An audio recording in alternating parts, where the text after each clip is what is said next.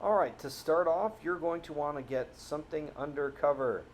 My undercover is going to be newspaper today, but you can use pretty much anything as long as you don't care if it gets a little bit of paint on it. This is to protect our surfaces.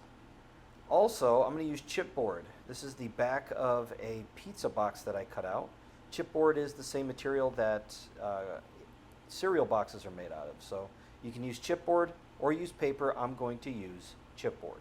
All right, let's start with our painted collage. We're going to make a landscape, learning different kinds of brush techniques. But first, I want you to start by drawing a horizontal line on your chipboard or paper right in the middle, a nice horizontal line.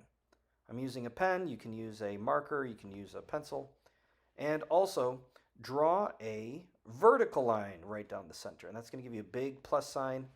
It's going to divide your paper or chipboard into 4 equal sections, which is what we want to do.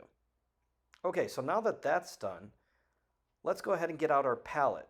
I'm going to use another piece of chipboard that I got from a cereal box, and that's where I'm going to apply my paint.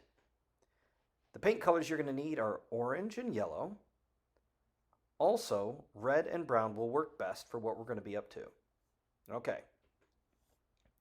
Additionally, of course, you're going to need a paintbrush, preferably one with a flat top. If you don't have one like that, that's okay. And a container for water, as well as a paper towel. All right, let's start with the brown.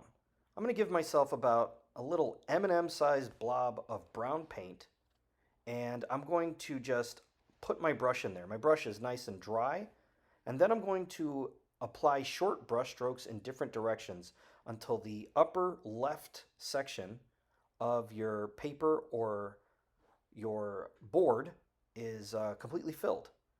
Now, by doing this, we're going to create a sense of texture. It can look like the texture that you might see when you see the ground covered by mulch or a rocky texture. But if you use short brush strokes with a dry brush technique, meaning the brush has no water on it, it's going to have a very specific kind of look. And we're going to use this for mountains when we ultimately put this together as a desert landscape. Okay, the next thing I'm going to do is I'm going to drag my brush on the bottom of the water jar. It's going to make the water brown until it's clean, and then I'm going to dry it off using my paper towel. Make sure it's nice and dry so that it's clean and ready for our next color, which is yellow. So get out your yellow paint, give yourself an M&M sized blob, and your brush is a little wet after you've cleaned it, which is good. I want you to do side-to-side brush strokes, long brush strokes, until you have filled up the upper right corner of your paper or your chipboard. If it mingles with the brown a little bit, no big deal. Just do your best. Now what I'm doing is I am going to give this a wash. Now a wash is simply when you dip your brush in water and you kind of give it a water layer. There's no paint on the brush, it's just a water layer on top of the yellow paint. The wash helps prepare your yellow paint for blending with other colors. Now what I'm going to do is I'm going to dip my wet brush into the brown paint, and I'm going to do a mixture. I'm going to paint with brown right at the top, and as I go down, you can see that it kind of blends together.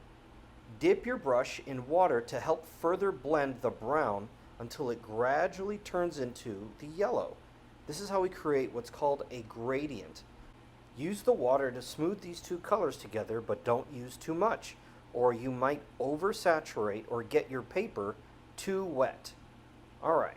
Now we want to clean our brush. So again, we're going to drag our brush back and forth on the bottom of our water cup. Dry it off using the paper towel that you have. And your next step is you want to get out a little bit more yellow. I need to get another M&M size blob on there because I ran out. And what I'm going to do is I'm going to add a little bit of white. And I'm going to blend my yellow and my white together. This is called tinting. Whenever you add white to a color to make it lighter, that's called tinting its value. So my color value is going to be lighter. I'm mixing yellow and white together, and that gives me kind of a banana cream color. Awesome. So after you've mixed it very well, but not spreading it out too far over your palette, I want you to drag that banana cream color onto the bottom of the upper right section. So this is going to help your gradient to get better. So it goes from a light banana cream color, gradually makes it up to regular yellow, and then goes into kind of a stained yellow with the brown mixture that we just finished. Again, you want to dip your brush in water to help blend these colors seamlessly together. If you're using regular paper, try your best not to oversaturate. Very important, because you don't want to rip your paper, you don't want to get it so wet that it's useless. So try and keep careful control. And if you make a mistake, no big deal, because painting takes practice, just like everything else. All right. I'm going to go ahead and add just a touch more white because I really want it to look like a bright yellow toward the bottom. So I'm going to tint my banana cream color one more time. And now it's a super light yellow. Go ahead and mix this if you feel like you need to. And after you've gotten your super light color, add it again to the bottom like I am here.